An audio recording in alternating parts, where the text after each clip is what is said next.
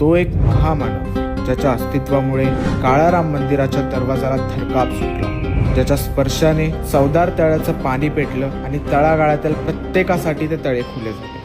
हाच तो स्वाभिमानी नर ज्याने काळीच कणखर करून, पेनाला तलवार करून अन्यायाविरुद्ध छाती ठोक लढा दिला. त्यांच्या नावासमोर फक्त डॉक्टर नाही तर BA, MA, PhD, DSc, LLD, bar at law आणि डिलीट अशा 32 पदव्या त्यांनी मिळवल्या. शिक्षणासाठी, उद्धारासाठी, परिवर्तनासाठी, स्त्रियांसाठी, कामगारांसाठी, दलितांसाठी, आपल्यासारख्या सामान्य लोकांसाठी त्यांनी स्वतःचा जीव पानाला लावला. प्रत्येकाला मत द्यायचा, मत मांडायचा अधिकार त्यांनी दिला आणि दिलं भारताला सर्वात मोठं शस्त्र म्हणजे संविधान. आज आपण शिक्षण घेतो, हक्क वापरतो, परंतु अजूनही अनेकांना बाबासाहेब समजलेच नाही. आणि मग तेच लोक विचारतात, का साजरी करायची आपण त्यांची जयंती? उत्तर एकच आहे, कारण ज्या माणसाने माणसाला माणूस म्हणून जगण्याचा अधिकार दिला त्यांची जयंती साजरी होते.